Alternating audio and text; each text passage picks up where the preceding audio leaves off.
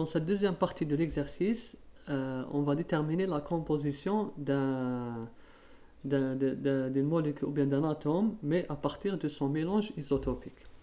Tout d'abord, le cuivre naturel, on sait qu'il est composé de deux isotopes différents.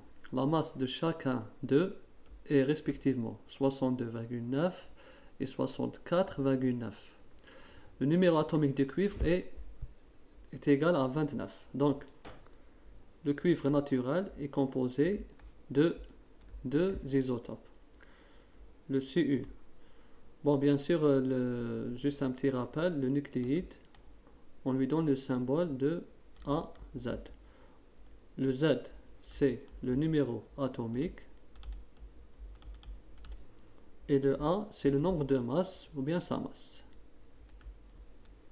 Sa masse.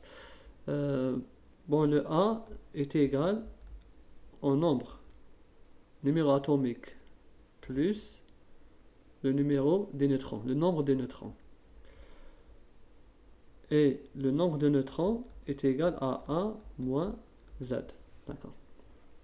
Donc, le premier isotope qui est égal à sa masse, donc on écrit 29, on a cet isotope 62,923. Et le deuxième isotope, 29, avec une masse de 64,927. Les isotopes ont généralement, les isotopes, ils ont le même nombre de protons,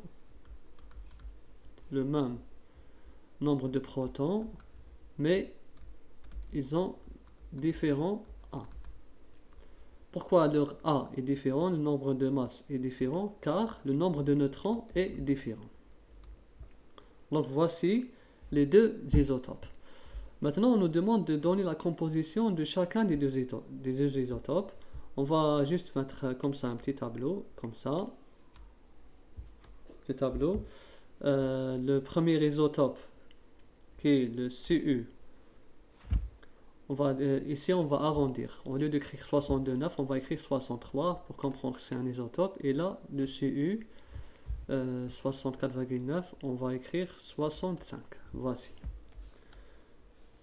Donc, on commence par le Z. Le Z, c'est le numéro atomique. Pour les deux, c'est 29. On a dit que la loi pour les isotopes, c'est qu'ils ont le même nombre de protons. Maintenant, pour le nombre de neutrons. Bon, avant de faire neutrons, on va faire le nombre de masse. A est égal ici à 63 et là c'est 65. Écris ça. Le nombre de neutrons qui est égal à A moins Z. Donc ça va être 63 moins 29 et ça donne 34.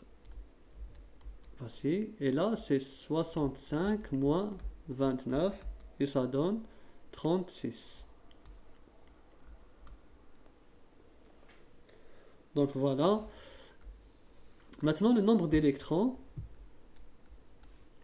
Du moment que le Cu, il a une charge nulle, 0.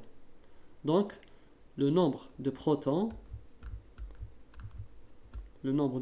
est égal au nombre d'électrons.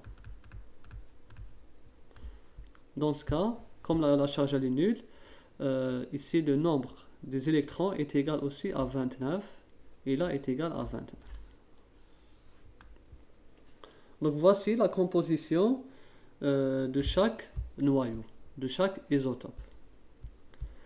On continue. Dans la deuxième question, il demande de calculer le pourcentage de chaque isotope. Bien sûr, la masse atomique du mélange naturel formé des deux isotopes est 63,54. On va dire que le Cu naturel, il est composé dans la nature de l'isotope Cu63 plus la masse de Cu75. C'est un mélange. Mais le mélange, il a différentes proportion.